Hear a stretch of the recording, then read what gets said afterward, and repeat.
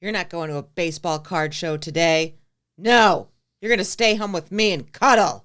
We have a full season of Real Housewives to binge watch. And to that I say, la la la la la la la la la la la la la la la la. No. La la la la la la la la la la la la la la la la la. No. Baseball cards. Get back here. No. It's CardKast with Mike and Lenz, the show about everything sports cards, autographs, and memorabilia. I'm Len plus Z, and I'm here with my friend and co-host Mike D. Mike, we're going to start off the show with a word from our new sponsor. No. And we're back. Mike, how's Brooklyn, New York treating you? Hey, Len, what's up? It's good. It's good. Other than being stuck in the house with the family, which isn't, it's a curse and a blessing at the same time. It's okay. It's okay. Everything's kind of shut down now since the last time we spoke. Brooklyn is pretty much all the businesses are shut down except for essential businesses. So it's actually pretty crazy. It's definitely a different time in our lives. Gotcha. Well, give us some bright spots. And do you have any highlights from your opening day break that you'd like to share? Yeah, as a matter of fact, I do. And I'm going to go back just a couple of days. Today is Tuesday. So on Sunday night, again, Cardboard Hits delivers. It's amazing. This product is, it's I wouldn't say it's hit or miss. It's usually hit. The vintage breaks were amazing. We actually went back to back on 1966 Topps Mickey Mantles. Unbelievable. Love that card. It's a beautiful, beautiful card. And it's so funny because we did one early in the evening and we got the mantle and I had one more box to do. And I did it again. And again, the mantle came out and you get these cards for $1 in my breaks. So two different people got 1966 Topps Mickey Mantles for $1. And those weren't even, there were other cards too. There was a 70 Hank Aaron, a 64 Willie Mays, because Willie Mays comes out of these products like nobody's business.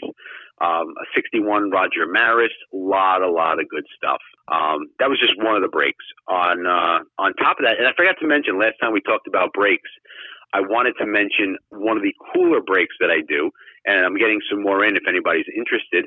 I have the license plate breaks. And these breaks are random autographed license plates from different movies and TV shows over the last, 40, 50 years, whatever it may be. And we actually pulled some amazing ones, including Bob Odenkirk, if you remember him from Breaking Bad. Now he's the Saul Goodman from Better Call Saul.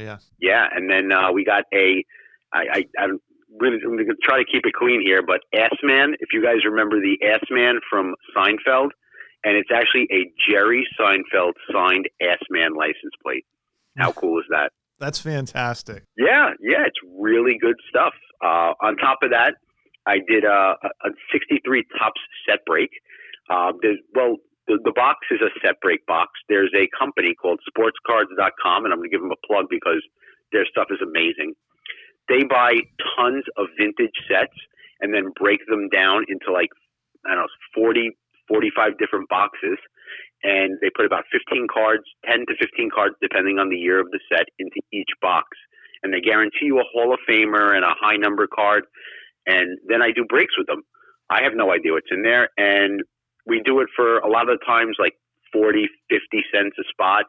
It's crazy. And the cards are beautiful. They take like these gorgeous, I would say at least ex-mint to mint or to near mint sets, and they break them down. And we pulled a really cool 63 Billy Williams as the cards are beautiful. These are absolutely, every card is gradable, so that's really cool. And then in one of the breaks, I created a baseball, the opening day baseball break, where it's $2 a spot. You get, there are 5 cards, 30 spots. It's really, really cool. We pulled just yesterday, we pulled a Duke Snider autograph card, on-card auto. So really cool stuff coming out, and, it's just going to continue. Duke of Flatbush. And, the Duke of Flatbush, yeah. Every time I do my breaks, I tell people I'm like a mile from Flatbush Avenue. The old Ebbets Field was down a ways, but still, I'm pretty close to where it used to be. And it's funny, not to veer too far off, but I remember going to a trip with my daughter, and we actually passed by, and there are buildings there, and they actually have a sign that says, "This is where Ebbets Field used to be." So pretty cool, just to throw that out there. But enough about me. Tell me about you. What's going on in the land of vintage? Well, yeah, I just had some of the auctions close last night, and it's kind of like a cool concept. It's almost like I was kind of thinking of an analogy. It's almost like farm to table. You know, you send the cards into PSA, they come back rated. You do a box, you know, a open and reveal, and then you know, if people are listening and they want to click on the link below, they can actually check out the auctions, just see how they're doing, or they could bid on them themselves. So it's kind of neat to see that, and obviously there's going to be a lot more to come with that. We did have a question from one of our listeners in reference to actually the breaks. But before we do that, we just want to really thank the listeners out there who listened, liked, shared. We got really good feedback. But one of the questions that we had was, can you define the break in the break room? Like what do you actually, how does that work? Okay, so the breaks pretty much run the same each time. There's an item, and we'll have a certain number of spots. So I'll take, let's say, for instance, my opening day break, something that I created where I had talked about it in the last break where we hit a Mike Trout baseball. Basically, what I did was I have a run of 200 separate items. I'll take an item, and I'll say, all right, guys, there's a player or a person, some sort of celebrity or sports figure in here. Their last name, I have a list of all the last names, and you could actually break it by last name. So what I do is each name, each letter has a price. So you could pick your letter. If you like, I'll tell you, so we did one the other day, and we got a really cool Carmen Electra autograph. And she's one of the celebrities in the break. So if you had taken E for a certain dollar amount, you would have won Carmen Electra. So it's basically a breakdown. So in other words, you're not buying the whole item. You're not spending crazy money on a Mike Trout baseball. But if you want to take a shot with Mike Trout, you could spend just a little bit of money and possibly get Mike Trout if he comes out. So that's kind of how it works. That's how breaks work. Every break room is very similar. A lot of breaks will go by team. If you're a fan, I'm a big fan of the Yankees. If I wanted to, and I do get into breaks with other breakers. It's not just me who does this. There are a lot of people who do it. So a breaker will typically say, okay, all the teams are up for sale. We're going to open a case of 2020 tops. And obviously a case of 2020 tops for most of us is out of reach to buy a whole case. But I'm a Yankee fan, so I want to get all the Yankees. So I'll spend a certain amount of money, whatever the person's asking for, and I will get all the Yankees in the box break, meaning every single card that comes out of all the boxes. It's basically the same with all the other ones that I do. It's just, so some of them are different in terms of how you're going to do it. Like I said, one is by letter of last name, some is by team, some is by actual person. I've done breaks where you get a specific player from the set. So I keep it really cheap, where maybe you get a player for 70 cents. Like I said last time, there was a Tom Brady. Someone got Tom Brady, and Tom Brady came out, and they got a Tom Brady 1 of 1, meaning that's the only card made. It's actually a printing plate, which is used to make the card, which is really cool. And they got it for 70 cents. So hopefully that clears it up a little bit. And I would just say, come to my room, check it out. I never ask anybody for anything. I do freebies in the room. So opening day break room, you can just type in opening day on Facebook and find it, and you will see how it works. It's pretty cool. Just watch the videos. We'll have a link in the description, and thank you for clearing that up, and thank you for the listener to send that question. Keep the questions coming. You can comment below, or you can hit us up at cardcast@gmail.com. Now we have I'm really excited today because we do have our first guest on today, and he's our friend. He's a longtime dealer and show promoter, and Jimmy Ryan will be on. So we're gonna take a pause right now. We're gonna get him on the phone, and we're gonna have some great conversations with him. So Hold on one second. We'll be right back. And our special guest for today has been a baseball card dealer for 33 years, a show promoter of one-day and multi-day shows for 17 years. Please welcome our friend and one of my mentors, Jimmy Ryan.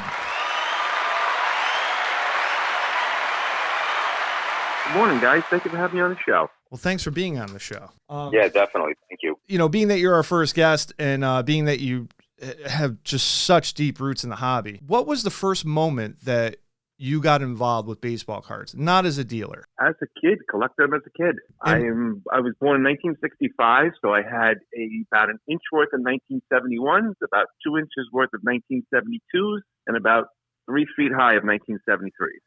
So as a kid. Did you trade with your friends, or did you write your names on the cards or anything like that?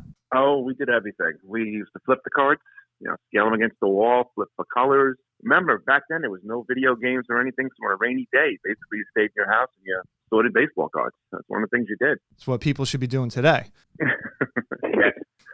And I remember getting my allowance money and going and taking a ride up to Shane's 5 and 10 up on Deer Park Avenue, about a mile away, and getting a soda and a bag of chips and going into the Shane's 5 and 10 and buying baseball cards. Very cool. That is awesome.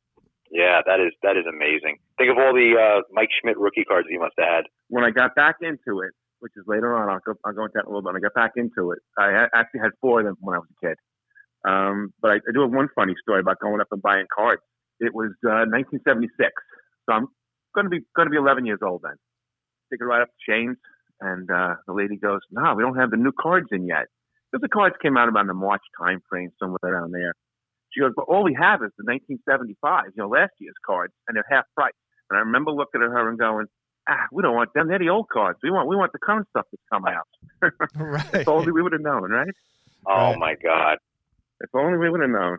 So that was the having the cards when I was a kid. So now you fast forward to around 85 or so. I'm at work one day. I used to work for a company, a manufacturing company, and work. And one of my friends says to me, he was about 15 years older than me. He goes, "I'm going to go to a car show." I thought he said car show. He meant card show. I said, "What are you talking about going to a card show?" He goes, "Baseball card show."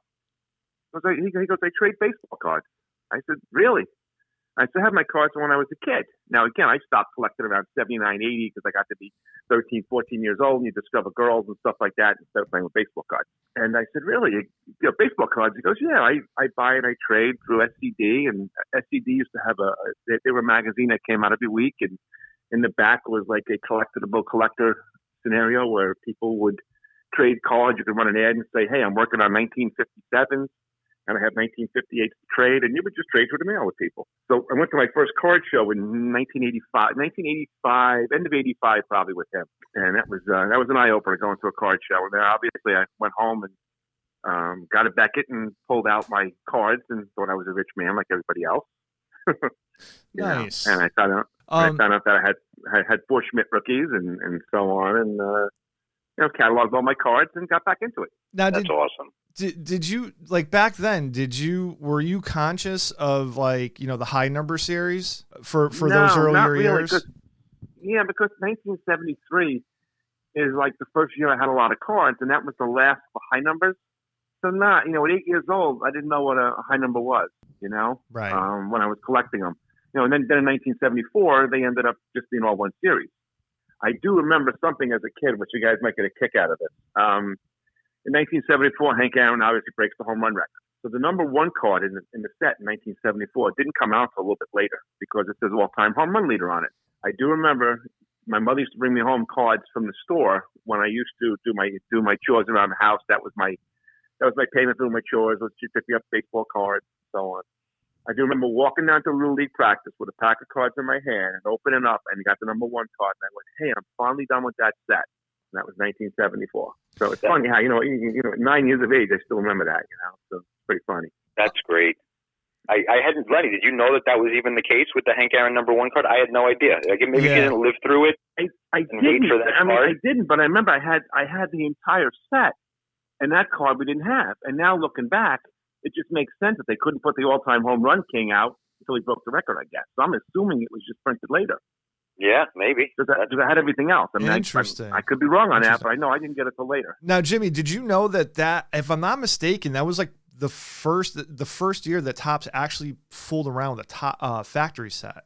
Because I actually ran into one out in California.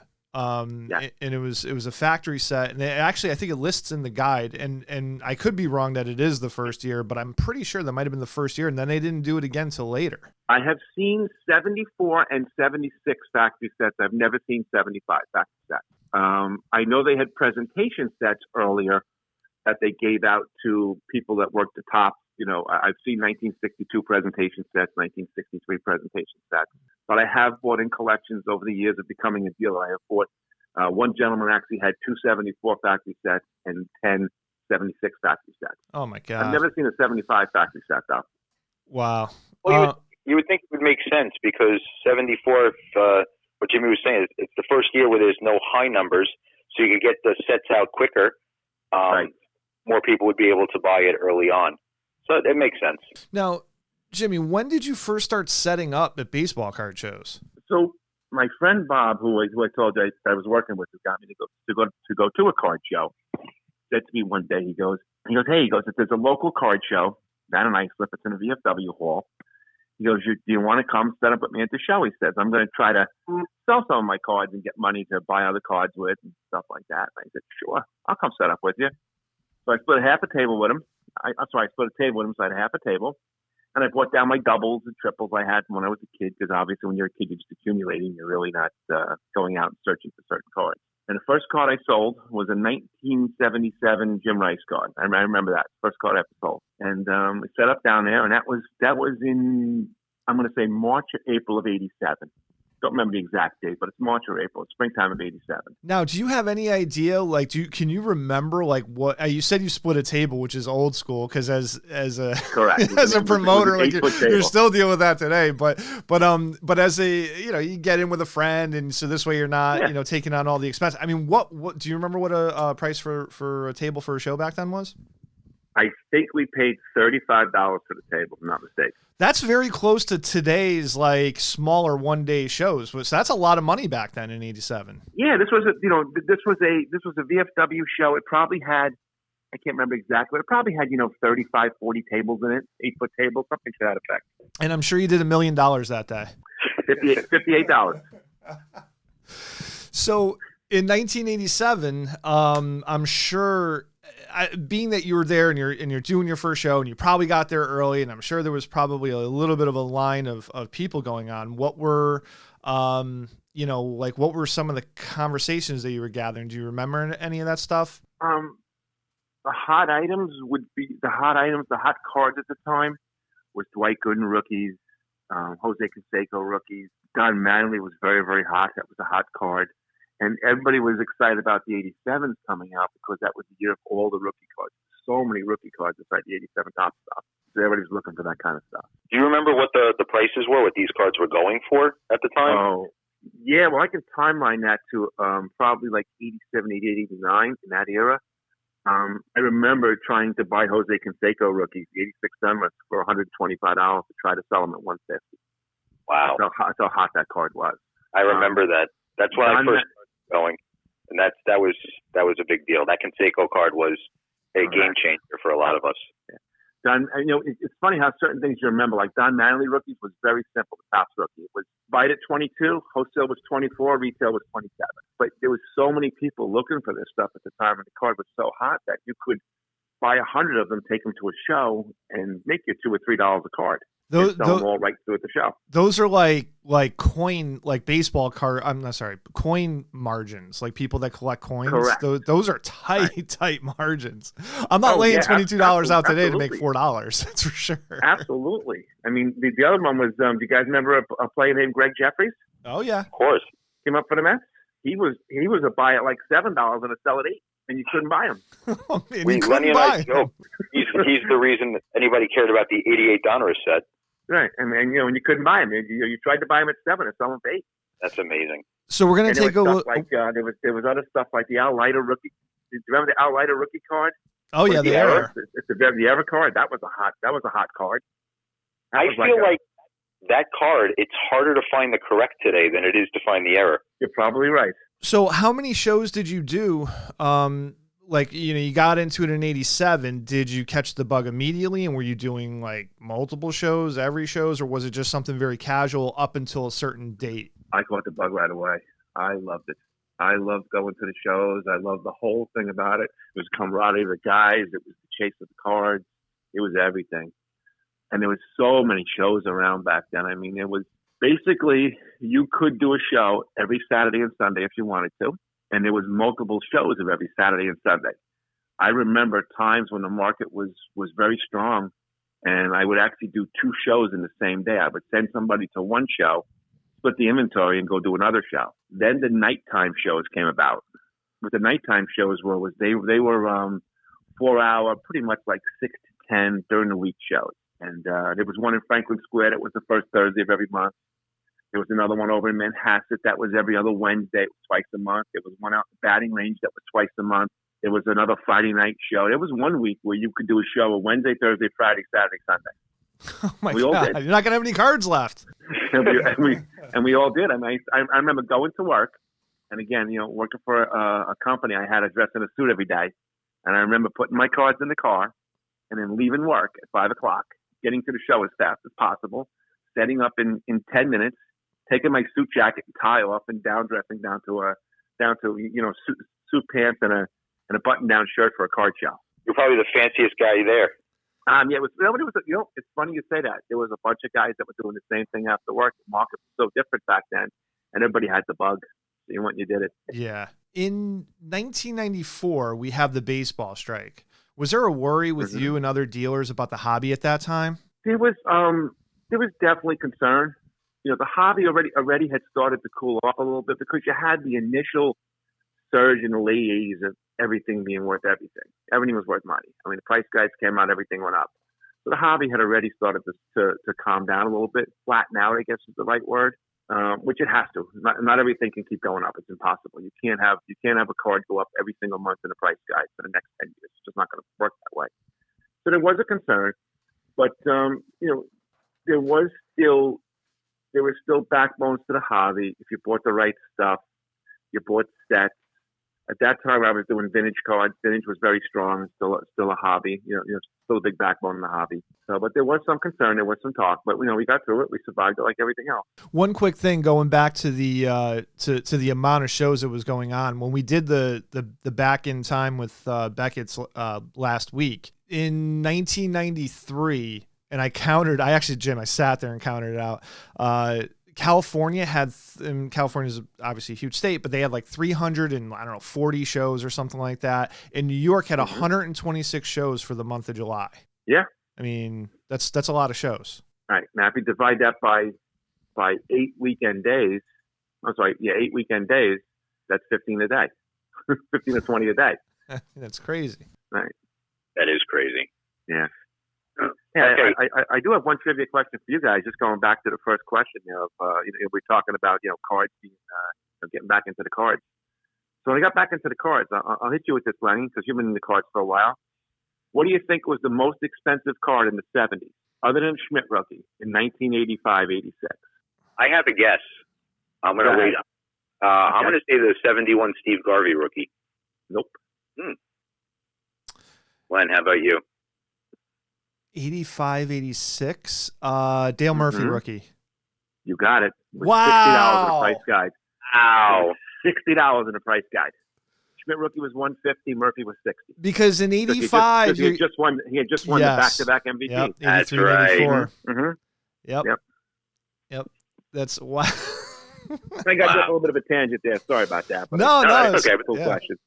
Keep in mind, he has those 2 rookies. So he's got the 77 and the 78. Obviously, you're talking about the 77. 77. Right. And the 78, because Lance Parrish was on it, that was approximately a $20 card. Because Lance Parrish was a pretty good ball player at that time. So, I mean, he had a great career, but he was popular too at the time. That's a great thing.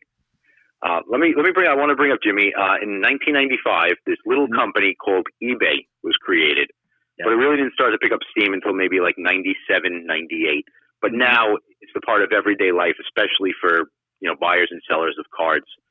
But when it was new, Did you think that it was a threat to dealers and promoters or an asset? And what do you think about it now?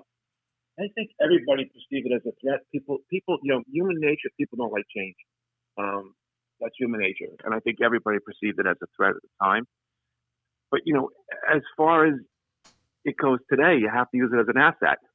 It has to be an asset. It's not going to go away. And yes, at the same time, shows slowed down a little bit. Shows disappeared a little bit because you just had the market just calming down. Plus, you had eBay coming out.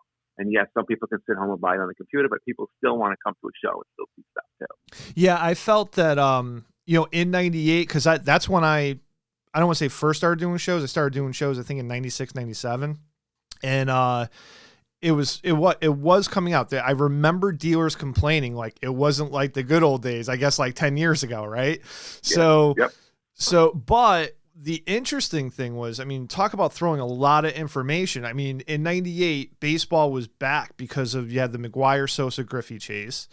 PSA, BGS, and SGC were really becoming popular as far as grading companies. Plus all these, it spawned all these other, like, I don't want to call them knockoff companies, but companies that didn't make it. So grading was a big, big thing. And then you throw eBay in there. I'm almost thinking after hearing what you said that there just wasn't enough time to figure out if eBay was going to even matter or not. I guess it's another avenue of selling cards, or it may even brought some extra people to the show thinking, well, if this eBay dealer doesn't know, or if this dealer at a show doesn't know about eBay, maybe I can make some money off of the dealer. And you had some of that. You had some of that going on too. The people would come to a show. Dealers would come to a show and just buy for eBay because they had eBay. They were at that time it was all eBay auctions in the beginning. If you remember, there was no buy it now. Right. You remember that? It was all absolutely. The store model didn't really hit, I think, until like 04. I'd have to check that, but I think it was like 03, 04 was when the store kind of first came about, and people could kind of protect themselves, I guess, from just because you didn't know. Like if everything was open auction, there's so much stuff going on in auction. Some things might have gone for way less. Some things could have gone for way more. It's kind of like a catch-22. I remember in 1998, we got on eBay and we started the eBay business. And I remember I used to get in the car and I used to take a half a day from work and drive down to the Valley Ford show down in, it was our largest show on the East Coast at the time. Go down there and spend 4 hours shopping and buy stuff just for eBay. And I used to call it feeding the machine. And, so you had a lot of dealers running around the room doing that too. So that actually helped out in some sales. For some dealers, if they wanted to wholesale stuff. Well, it also regulated, like, back in the, like, pre-eBay, there were guys that actually used to make a living based on demographics. For example, if they lived in New York, they would shoot down to Baltimore and pick up a bunch of, say, like Roger Maris's and Clete Boyers and maybe Mantles, bring them back to New York. But while they're down there, they're selling all their Baltimore Orioles stuff. And then they're just doing that whole thing because Baltimore's only 4 hours away, 3.5 hours away. So it kind of like so then all of a sudden things that people might not have seen because of the demographics, now it's like, okay, well, it's just a click away. So now, Jimmy, at what point did the opportunity to become a show promoter happen? Okay, so now fast forward to 2003.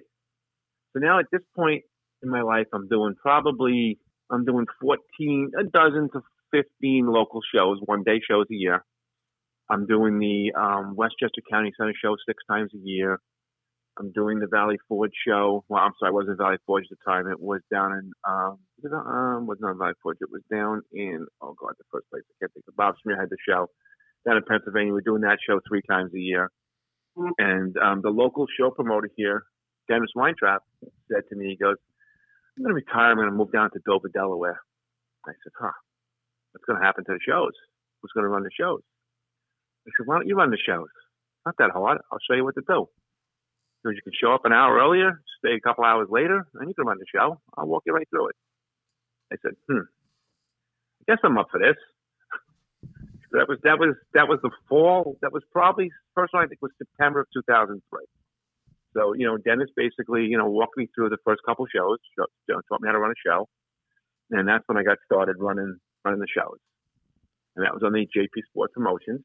And then in springtime of 2004, I got the idea, hey, let's run a big show at Hofstra University. And I remember walking in there to the place. It was 42,000 square feet, and it was empty. And I don't know if you guys know what 42,000 square feet looks like when it's empty. It's enormous.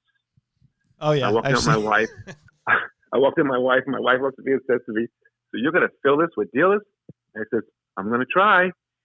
She goes, well, if you build it, they will come. And that's when we ran the first show there in October of 2004. It took basically 8 months to organize the show and run the show. And when I tell you, I slept and ate the show for 8 months. Put the card business on the side for 8 months, just because building a show from scratch, a show of that size from scratch, takes every minute of every day you have. There's so much that goes on behind building a show of that size.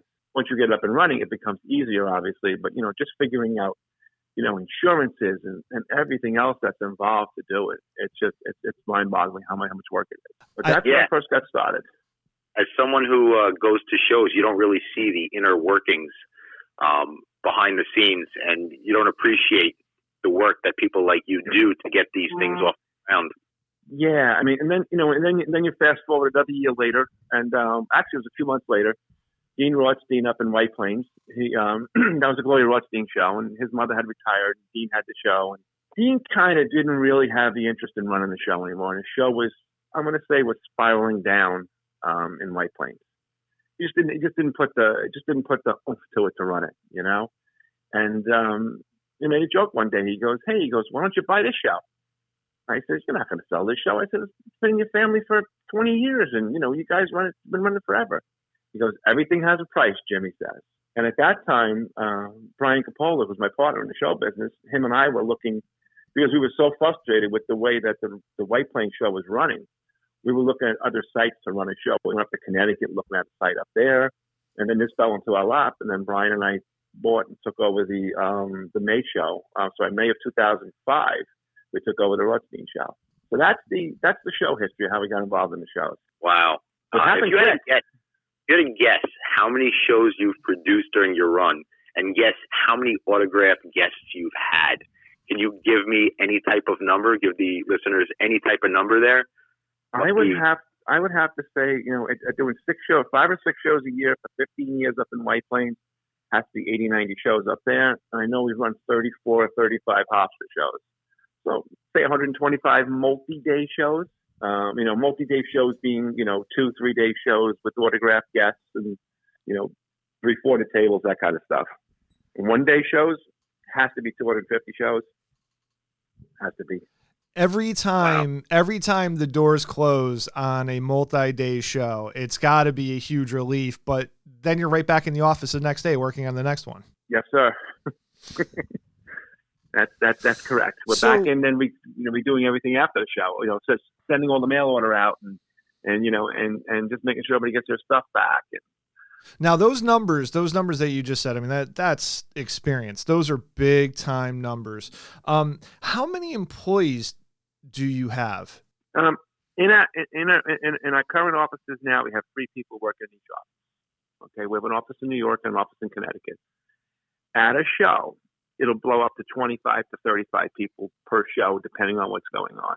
And that goes from, you have 2 people doing admission. You've got 3 people selling tickets out front. You got 3 porters working. You've got people running the lines. You got 3 security guys in the room. You just start adding up bodies. You got people working with players in the back room. People make sure the mail order gets done correctly. And it just add bodies day of the show.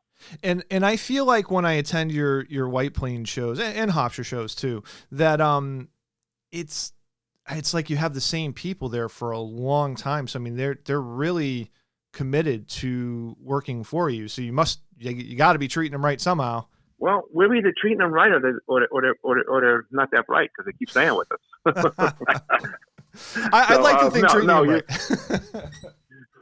Well, let's hope we go with the A on that when we treat them right, But no, there's a lot of people have been the same. People have been with us forever. Some of the guys in the back room, they get to work with the guests. Well, I'm sorry, let me say what the back room is. The back room is basically when a player comes in ahead of time, before he goes out to the public, he does mail order signings in the back room. People send items in to be signed at our show. So do the mail order signings. He'll sign up project pieces for us, stuff like that. So there's bodies in the back room and have to work with the players. Make sure the player signs the pieces here, signs the pieces there, make sure they write their inscriptions on it, make sure they do all the project pieces. A lot of those people in the back just love, as we love cards, Lenny, as you and I love cards, these people love the autograph guys. Yeah. So they'll work. It's like a work of love for them. It's not like a job for them. It's like a work of love for them because they're getting to work with the players, getting to meet the players and work with the players. And Yeah, absolutely. And they're good at it, and they have to be good at it. If they've been with you that long, they have to be good at what they do. And I'm going to tell you why. Because collectors are very particular. Okay. Yes, so if they're requesting a signed baseball in the sweet spot or an autograph on, say, a batting helmet, it's got to be a certain way. Mm-hmm. These people know what they're doing. So they're looking after the customer. And granted, I mean, human error once in a while, maybe, but the fact that they actually take on, if you're doing East Coast National, I mean, you have to be getting hundreds of pieces of mail. Oh, it might be thousands. If there's 40 or 50 guests and there's 20, 30 pieces per guest, do the numbers. Take 50 guests times by 30 pieces, 1,500 pieces. So shout out to the back room for sure.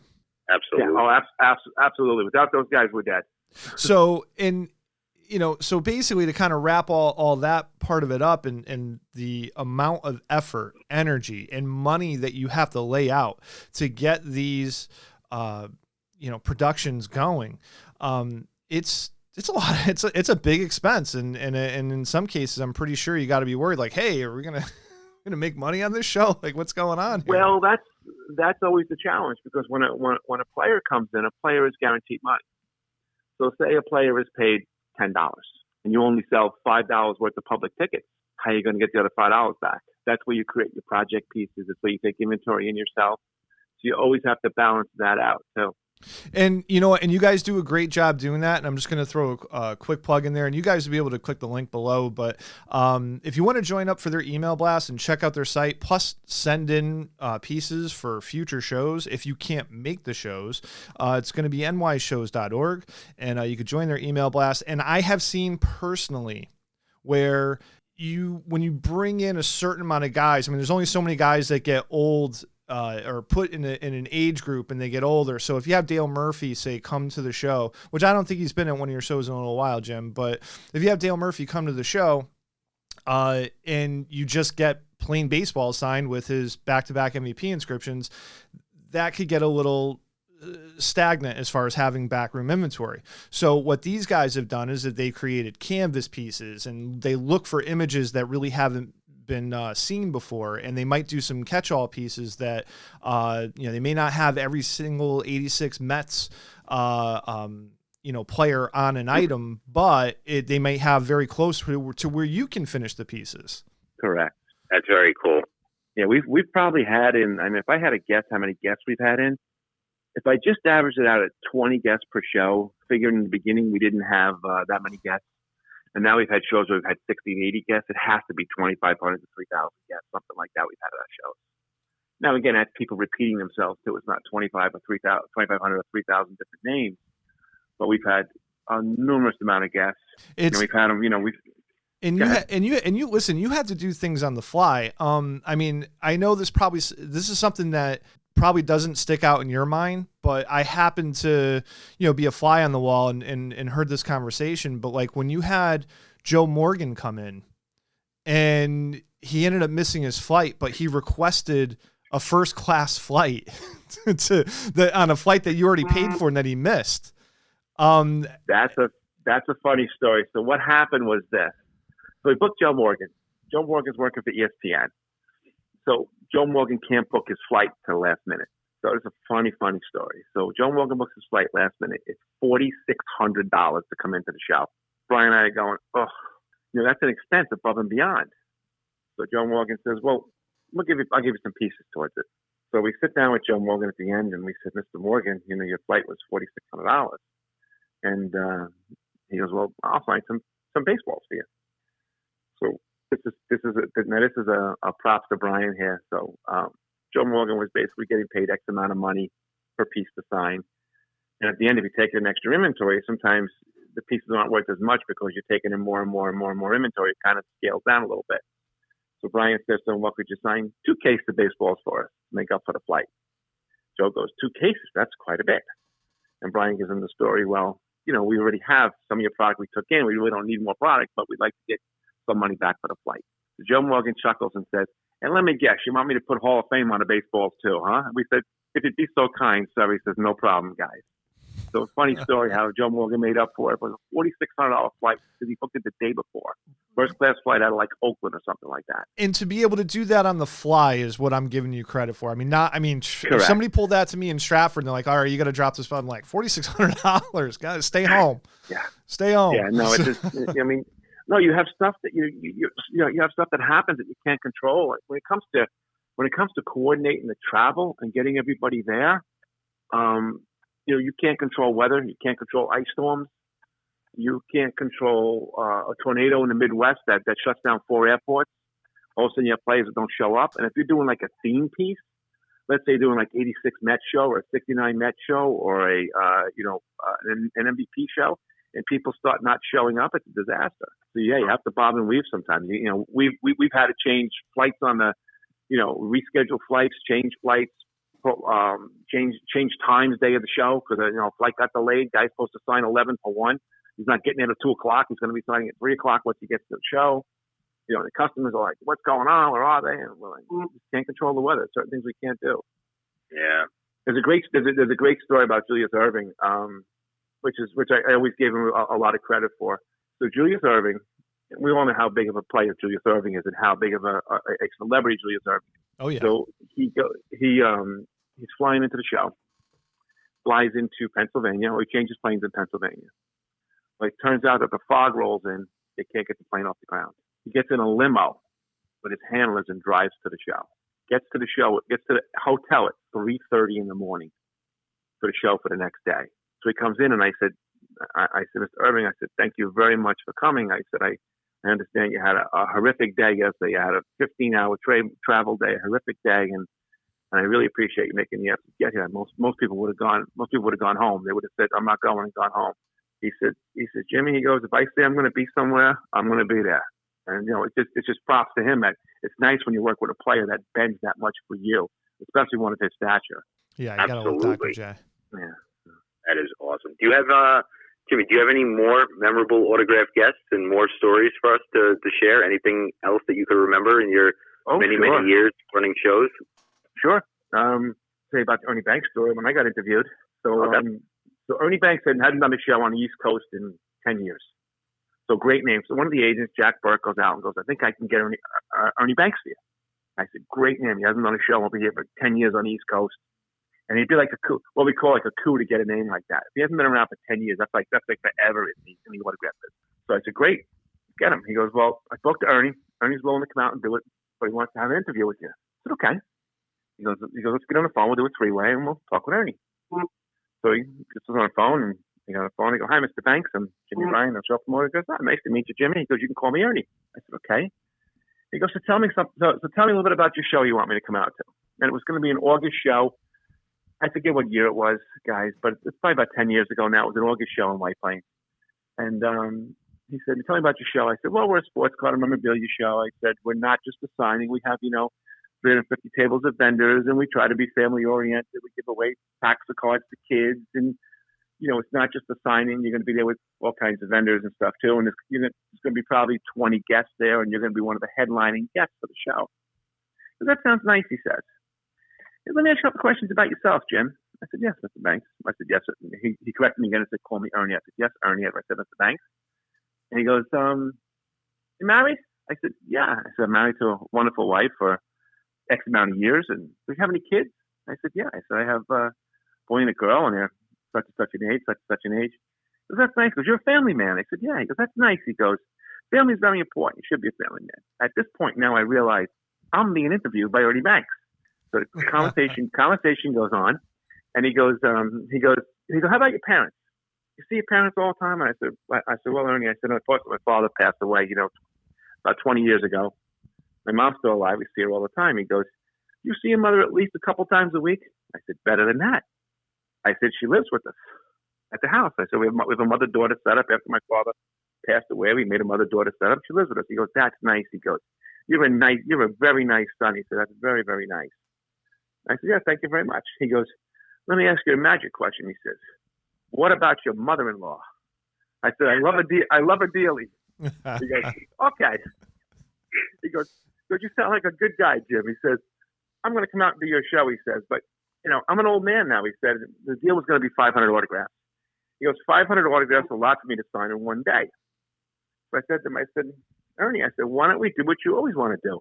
Let's play 2. Come out for 2 days. He goes, that sounds good. He goes, Jack, get the contract done. I'm going to New York. That's awesome. That's fantastic. My a good friend of mine, he would constantly tell me the story. I guess he showed up in Stratford one time and maybe he might have been a little bit late or had to sign some pieces in the back room.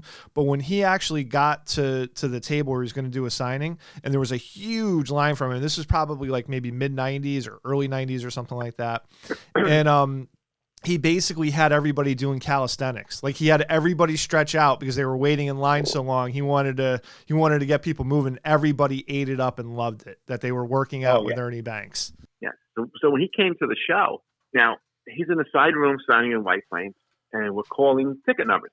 And there's 4 or 5 guys in this room signing, and we're going Ernie Banks 1 to 10, Steve Carlton 1 to 10. Let's say Wade Boggs 1 to 10, and whoever else 1 to 10. And then we go Wade Boggs, 1 to 25, Ernie Banks 1 to 10 still, Carlton 1 to 25, Ernie Banks 1 to 10, Carlton 1 to 50, Wade Boggs 1 to 50. People are going like, what's going on? Ernie Banks decided. This is what Ernie Banks wanted to be Ernie. Ernie decided, no, you're going to come up and you're going to get my autograph today? We're going to talk for a couple minutes. He would, if you walked up to the table and you had a wedding ring on your hand, he'd say, you married? You got any kids?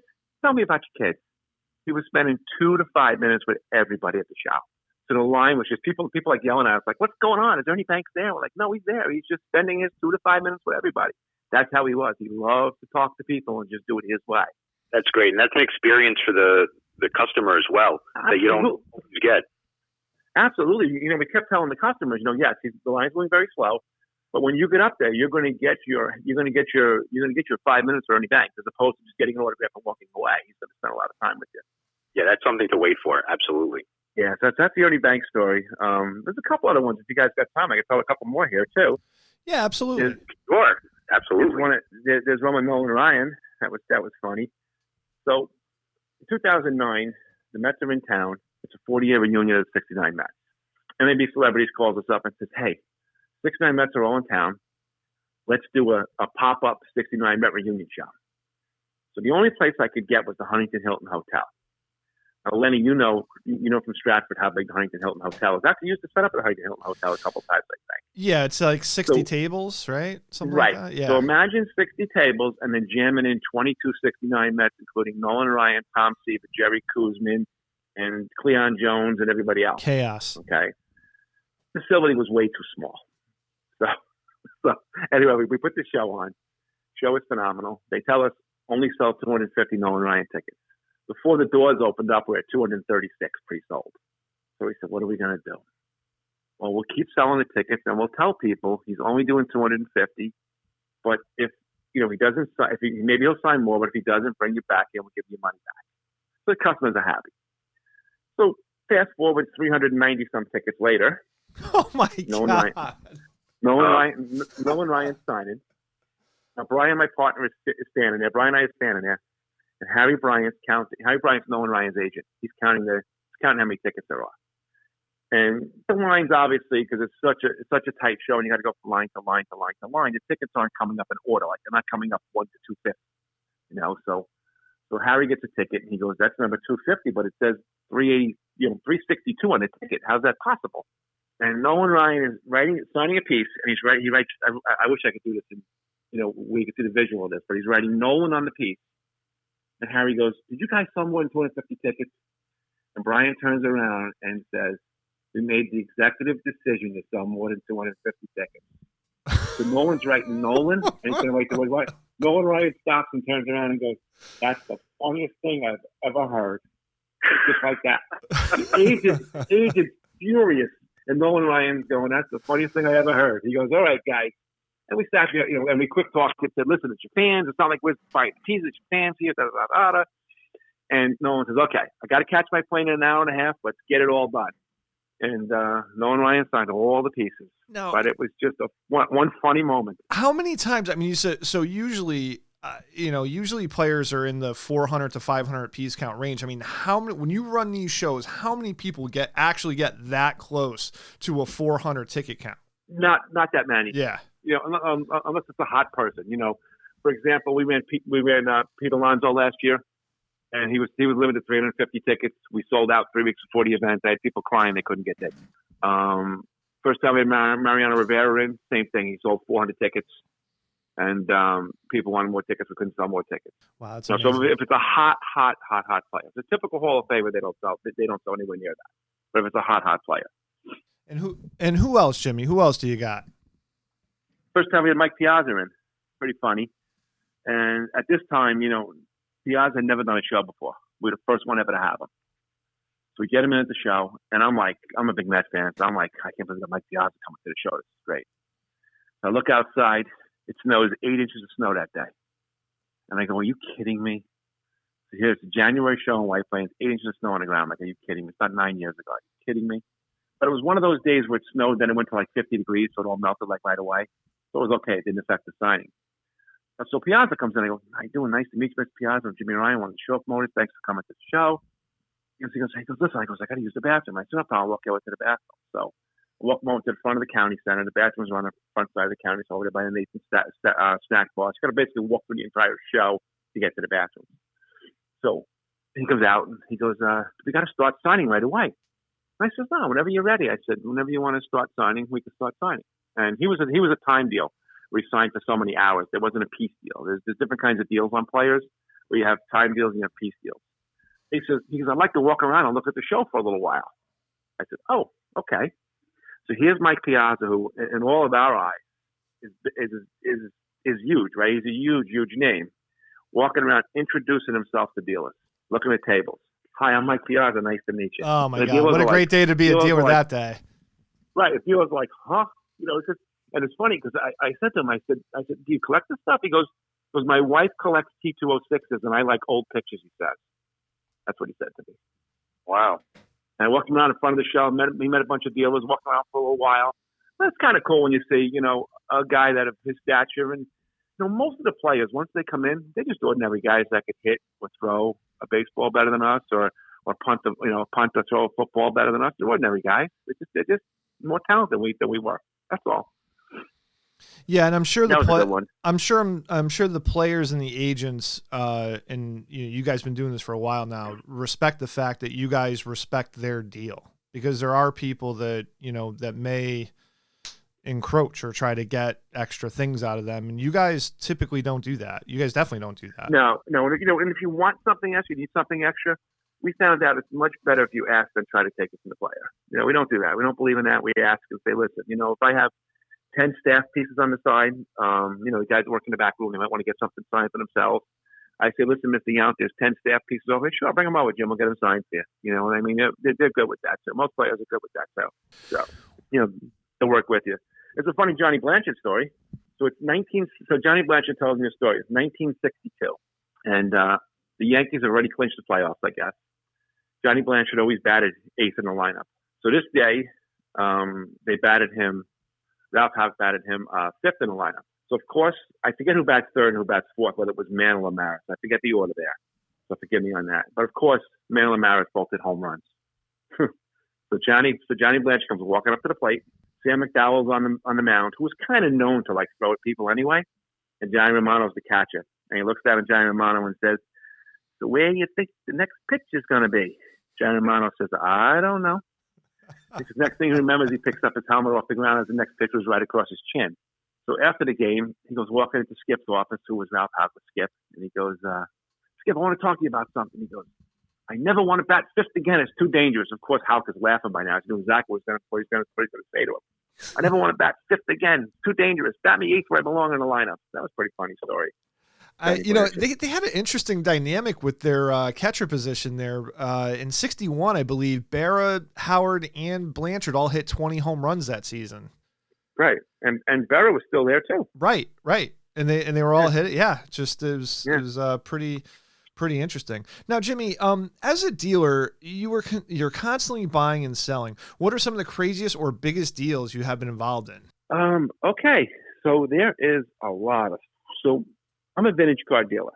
So pretty much what I buy most of the time is vintage material. I won't say no to new stuff, obviously, but so we're going to have to flip the hat a little bit to vintage cards. I've bought multiple set runs.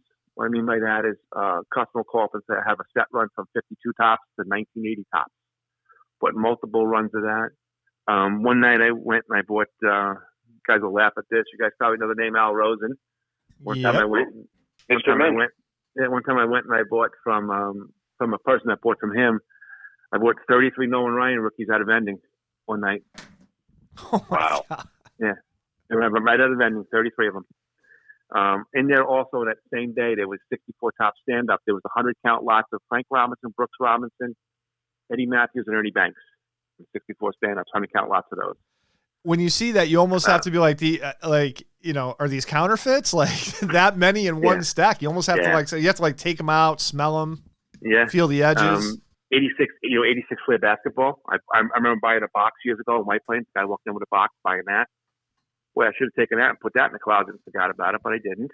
At that time, I paid about approximately $50 a pack for the box, and sold it by the pack that day. Wow. Now that box is worth $80,000 now, somewhere around there.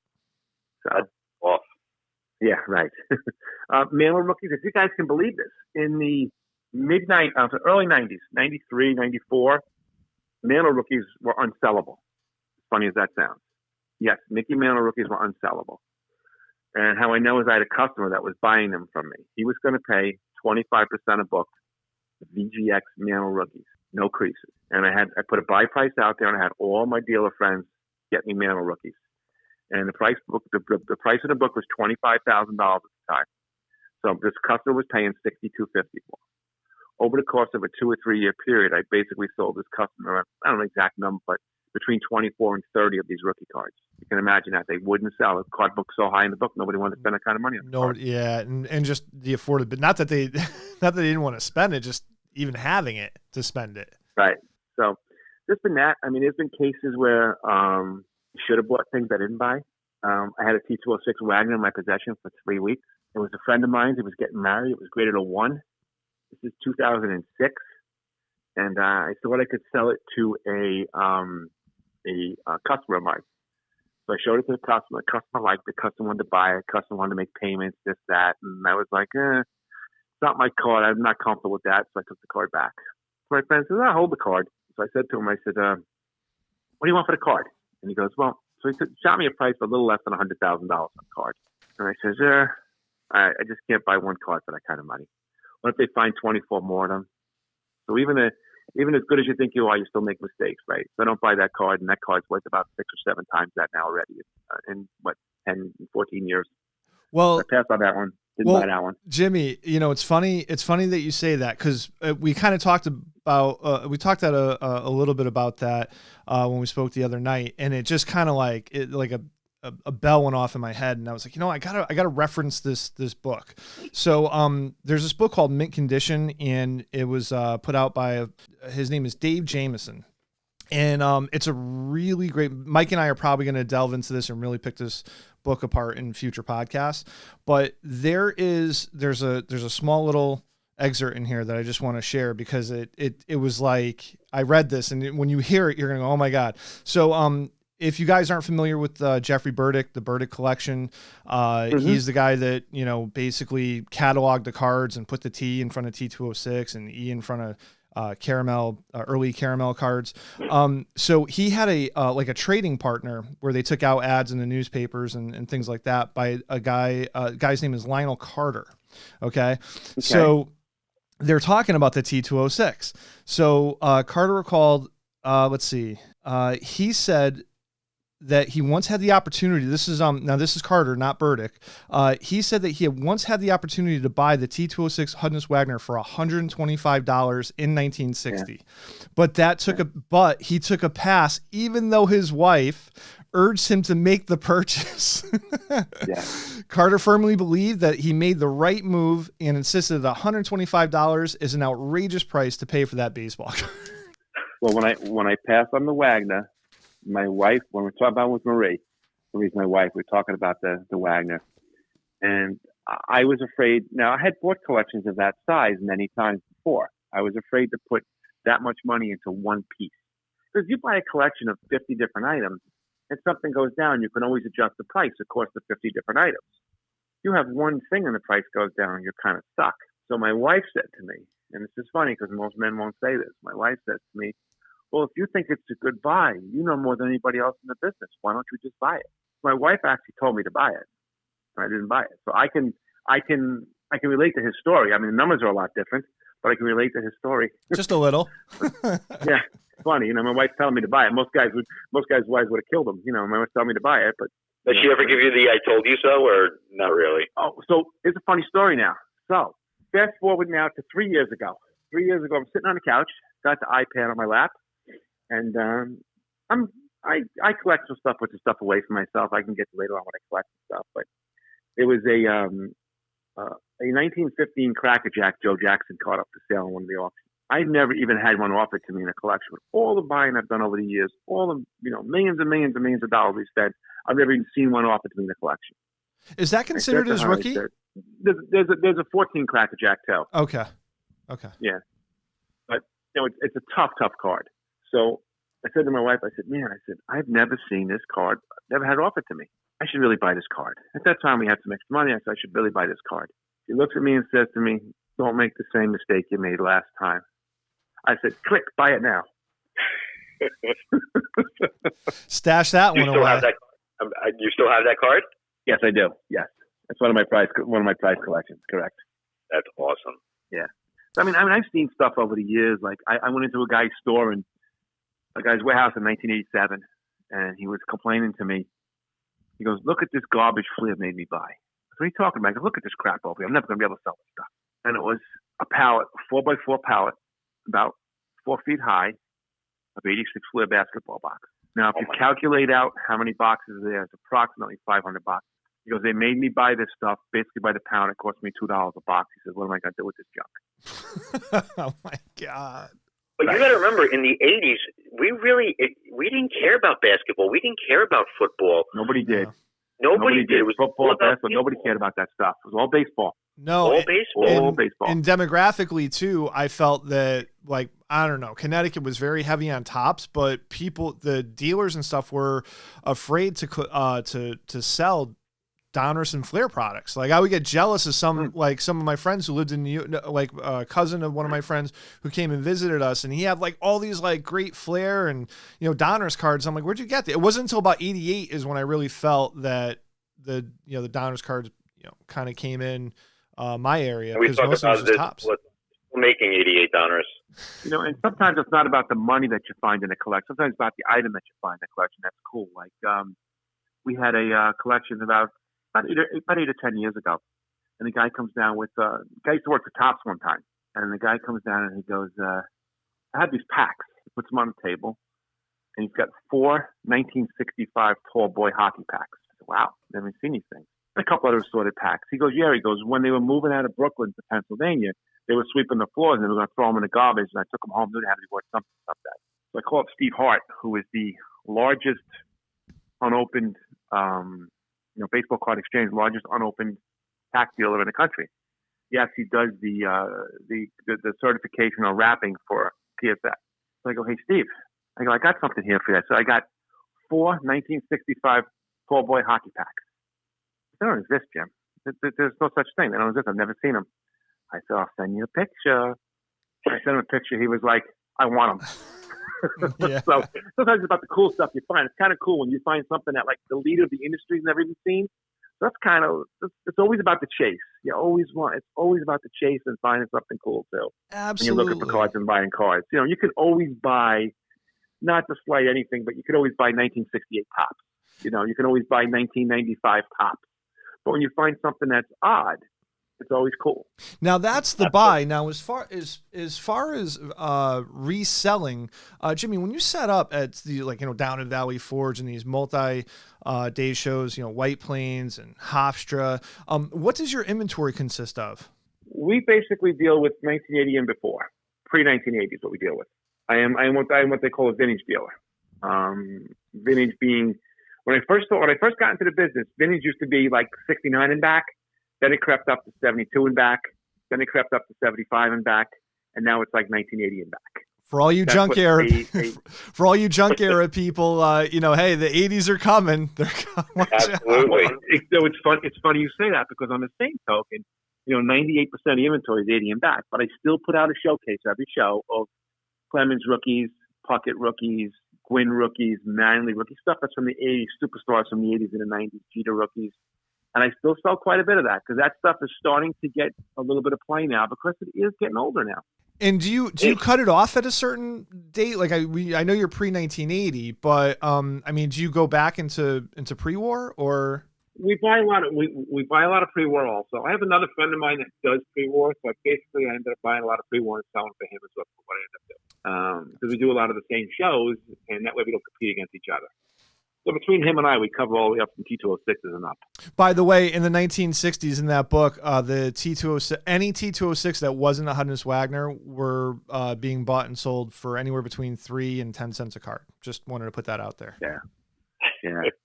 I'll tell you guys a funny story. So when I was a kid, obviously I know now that there were card shows when I was a kid. There was a couple card shows out here on the island. I do remember going to one. I remember being in the mall in around 1980, and there was a card and coin show set up in the mall. Again, I had stopped collecting cards. I remember walking up to one of the tables, and a guy had in pages. He had a full page of T206 Cobbs. I can't tell you what kind of condition. I don't remember, but they were anywhere from $100 to $250 a piece, and he had a full page of Cobbs. That was 1980. Wow. Yeah. Where's the buy it now button? And I remember going. I remember going. Who's going to pay $100 for a piece of cardboard? Yeah. I remember again. I was 14, 15 years old. Going, who's going to buy a baseball card? $150, $200, $100, whatever it is. Yeah. But yeah. So there were shows way back then. I guess I just didn't know about them. Yeah. There was nothing in my neighborhood. Let's put it that way. So. Well, no, I just wanted to ask him about his personal collection. He was talking about the Joe Jackson before, so I wanted to see what else he collected. somebody of his stature, you're always curious to see what he actually holds on to and doesn't sell. I collect the pre-war stuff. I have one complete T206 set missing the big four. The big four being, obviously Wagner, and 3 of the variation cards. And I have another T206 set that's almost complete. And I collect Goudies, Roots, Garricks, and just iconic pieces from the pre-war, Cracker Jacks, that kind of stuff. That's what I collect. Because it's stuff I don't buy and sell every day, so I kind of have an interest in that, and I kind of just think it's cool, and that's what I collect. Yeah. So it's kind of funny because once in a while I'll get that question too, and they're like, well, why wouldn't you, with all the access that you have, why wouldn't you put together a 71 top set or a 72 top set? Because I could just call up my buddy Jimmy, I could just buy one. Or he can call me and say, "Hey, Len, so what's the fun in that?" So, for a little while, I was working on a 71 O-Peachy set, and I think I don't know, I still That's need much a lot harder, of numbers. correct? Yeah, absolutely. So, but anyways, now let me ask you something, and it's something that I'm actually getting questions more from. When I'm on the dealer side of the table and I'm talking to customers, there's some customers that feel like they may want to take a shot at being on the other side of the table. Is there opportunities for that at your shows? Sure.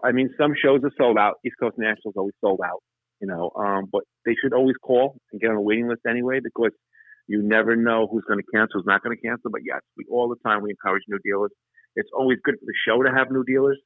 Because customers want to see different people and different dealers too. So we always want new dealers.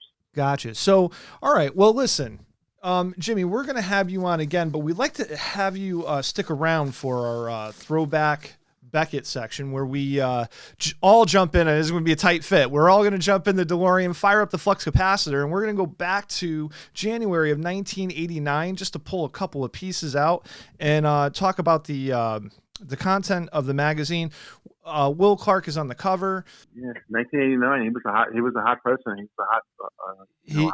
He was Will the Thrill. So I like to kind of look at some of the natural. Oh yeah, I like to look at some of the advertisements. So there was a show. There's a full page ad, Jimmy.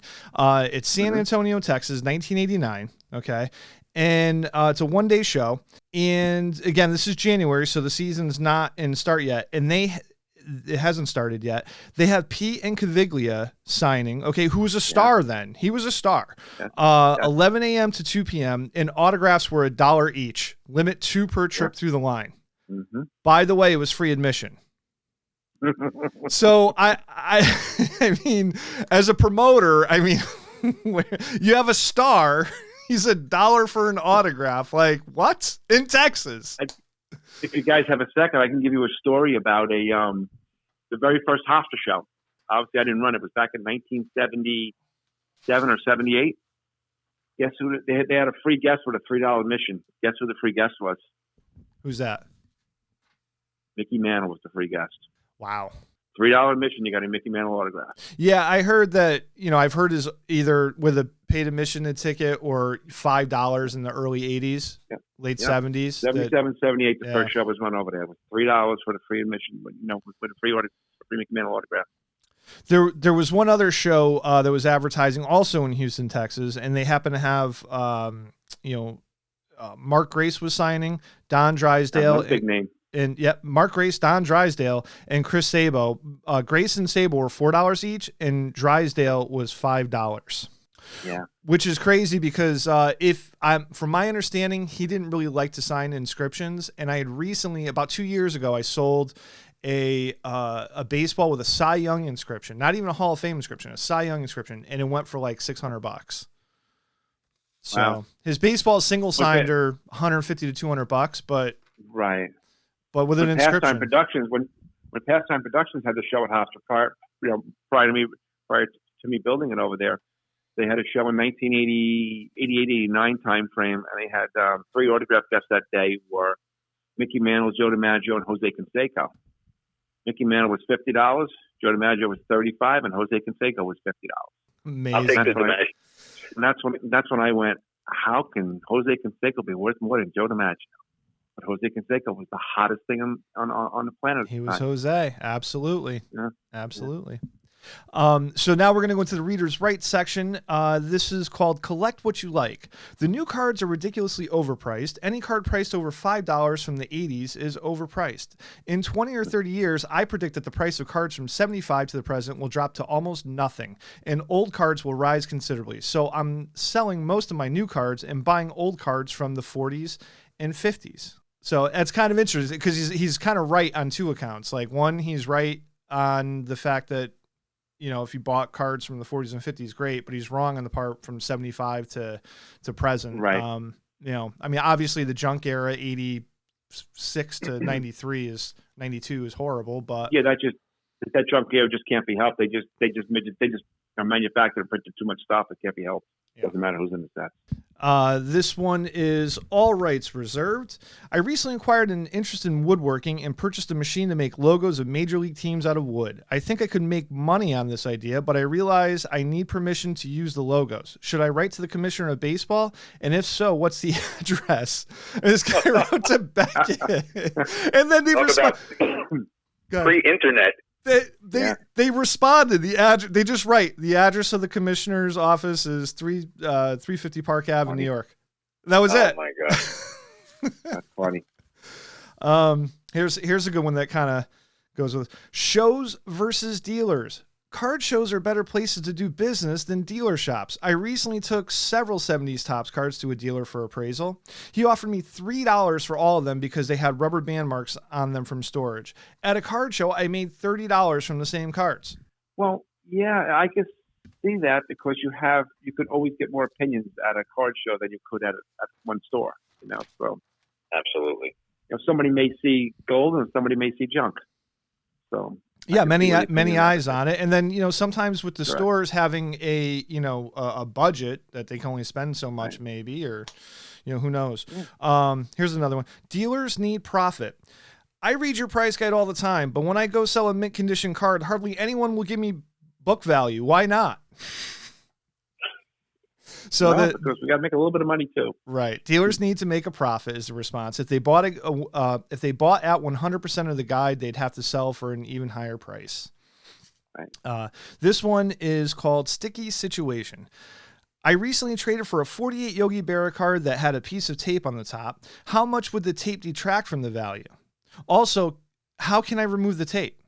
What was the answer to that one? Well, the answer was a tape tear would be a major defect and could conceivably reduce the value of the card to 10 to 30% of the guide near mint value. We wouldn't advise trying to remove the tape. You risk further damaging the card, and even if the tape comes off, the gum residue could remain.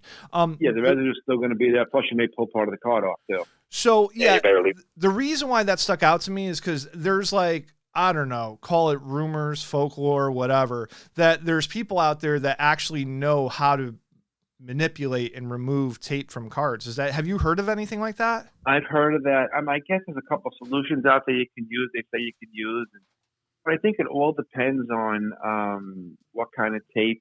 I've heard they can get glued cards out of books. It all depends, but it all depends what kind of glue was used. So I have heard of different scenarios, but it's not as simple as, A, B, and C. It all depends on, what kind of residues on the card, what kind of glue was used. Gotcha. Okay. So in closing on our throwback before we head back to 2020, we have this last one here.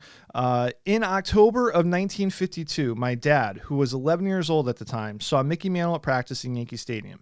Mickey signed my dad's 51 Bowman card and inscribed it, "Yours, Mickey." What is the card worth? One dealer said $15 because the autograph defaced the card to fair condition. He said a Mantle autograph is only worth $15. I still have the card. Was he telling the truth? Under your condition guide, it would be X mint without the autograph. So their response was, according to the price guide in this magazine, a 1951 Bowman Mantle near mint condition was recently worth between $3,500 and $5,500, which is like, wow, really low. In X mint condition, your card's still worth 4 figures with no decimal point. Although everyone need not agree, the autograph of the most popular player in the hobby certainly should not deface his card. So that's a funny thing that has changed in our hobby. Whereas years ago, signing cards was like taboo. I remember that. If you had a player sign a card, it was like writing on a card. And then all of a sudden, somewhere along the line, some light switch turned on and said, hey, it's okay for a player to sign a card. I don't know how, why, but it is. And to give you guys an example, we had a 51 Bowman Mantle that was signed. We got it graded. We sold it. We sold it to an auction house, and it went for a heck of a lot more than $3,500. So they are worth a lot of money signed. Yeah, I think that the transition period was when some of these older players started to pass, and so like in 95, Mantle had a couple of signings with Upper Deck, and he was in score for a pack pulled, issued item. But then now all that's left as far as getting signed cards, you have to go back to what people had done and, autograph chase, or maybe they got them at shows or something like that. Yep. So, and that's all you had left to deal with because the player's gone. So, so I think that kind of sparked interest. And on a personal note, I got involved with a lot of those in-person signed cards. I really started falling in love with them back in about 2003. And the little extra attribute, I mean, there's usually a premium for something that's signed in a blue Sharpie. But me personally, I like the vintage ballpoint pen because there's a good shot that not only is their penmanship fantastic on a lot of these older ball players, but there's a good chance that it could have been signed playing days, which to me adds like a little extra something to the card. Speaking of signed cards, Lenny, do you remember the deal I told you? Yes. Yeah. I was thinking hat on for a second. Yeah. So this is a really good story. And we'll close it out with this story for sure, but I'll let you take the reins on this. And because we were going to get this at some point, but yeah, go ahead. So what happened was, Gary Carter was still alive at the time, and we dealt with his agent all the time, Meat Jasky. And Meat says to me, he goes, Gary Carter wants to sell his football cards when he was a kid. I said, okay. He goes, I'll have Gary send them up, and if you could appraise them for him and buy them from him, that would be great. No problem.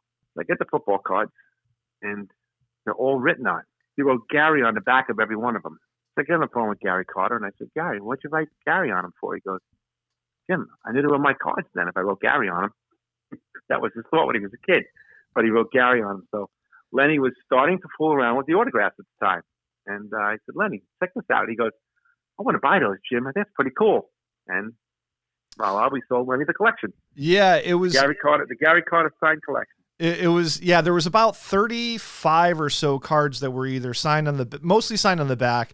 And, and what SGC did was, and really on my word, which was great. Now, Gary's signature, especially his, he just signed him Gary. He didn't sign him Gary Carter. Correct. But what SGC that was so sweet was when I submitted them and I talked to, I believe Earl was working there at the time. I told him that they came through you, that you literally bought them directly from Gary Carter, and that they ended up in my hands.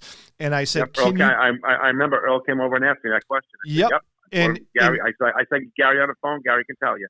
And in the title of the because I got them slabbed in SGC holders, and in the title they wrote Gary Carter's childhood signature in the title. So and then Earl was like, I want to buy your Johnny Unitas, because there was a Johnny Unitas rookie signed by Gary Carter on the back. So fun little story there. So anyways, Jimmy, thank you so much for being on the show. We're looking forward to having you back. Thanks for having me.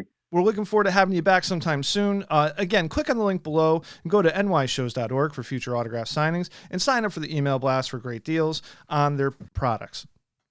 Yeah, and we'll be back later this week with another show using our regular format. Also, if you like the show, please like, subscribe, and comment below. Hit the notification bell. Make sure you check out Opening Day on Facebook for all of Mike's breaks, and check out our CardKast on eBay, spelled exactly the same, for vintage, modern sports cards, singles, autographs, auctions, and buy it nows. Thanks, everybody. Thank you. Thank you.